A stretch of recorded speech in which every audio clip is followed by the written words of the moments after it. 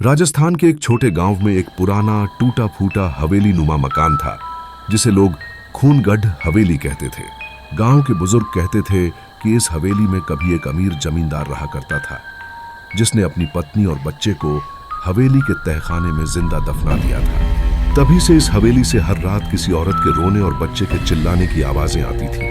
कई बार गांव के नादान लड़के हिम्मत दिखाने हवेली के अंदर चले जाते, लेकिन लौटने के बाद उनका दिमागी संतुलन बिगड़ जाता। लोग डरकर अब उस हवेली के पास भी नहीं भटकते थे। राहुल, जो शहर से गांव घूमने आया था, इन कहानियों को मजाक समझता था। उसे यकीन नहीं था कि भूत प्रेत जैसा कुछ होता है। एक रात दोस्तों के कहने पर राहुल ने शर्त लगाई कि वह हवेली में रात भर रुकेगा और सबूत लेकर ही लौटेगा। रात के 11 बजे राहुल एक टॉर्च, कैमरा और मोबाइल लेकर हवेली में दाखिल हुआ।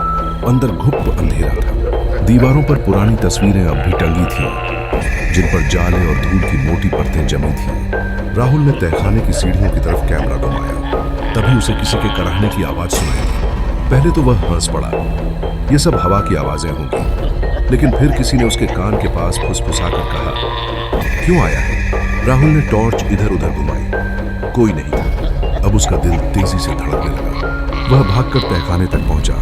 दरवाजा आधा खुला था। तहखाने में जाते ही उसे एक बूढ़ा आदमी दिखा जो दीवार के कोने में बैठा अपने बाल नोच रहा था। उसकी आंखें खून से लाल थीं। राहुल ने डरते हुए पूछा, कौन हो तुम? बूढ़ा आदमी हंसते हुए बोला, तू भी यहीं रहेगा अब, जैसे सब रहते हैं।